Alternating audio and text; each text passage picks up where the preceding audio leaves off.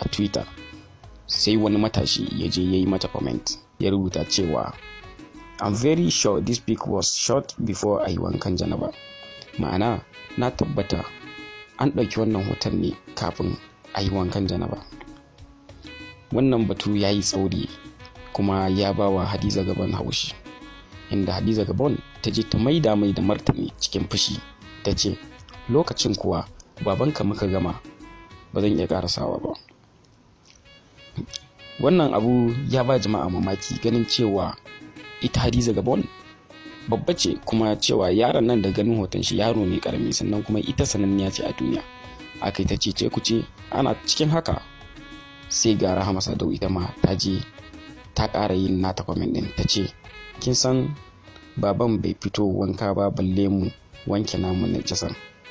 Wato wai kin san baban nashi bai fito wanka ba balle mu wanke namu janaba. Ana taraddi jama'a masoya ana ta cewa bai dace ba, bai kamata wannan magana ta fito daga bakin su ba.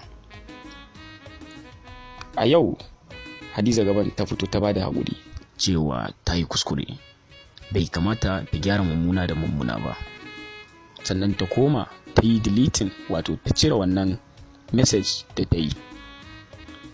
Kwatsam sai ga Rahama Sadau ta ɗaura hotonsu a Instagram, inda wata mabiyarta ta ce ke ina ɗan kwalinki. Rahama Sadau ta maida mata da martani ita ma cikin fushi, ta ce ba na sa ɗan kwali ai. Wannan batu da Rahama Sadau ta yi ya ba wa jama'a haushi, ganin cewa ita musulma ce kuma bahaushiya, bai kamata wannan martani ya fito daga bakinta ba. Aka yi ta cece kuce, jama'a na cewa Rahama Sadau ta kwashe kayanta gaban Annabi, wato wannan hali ne na Yahudawa. Haka dai ake ta fama, sai dai mu ce Allah ya shirya.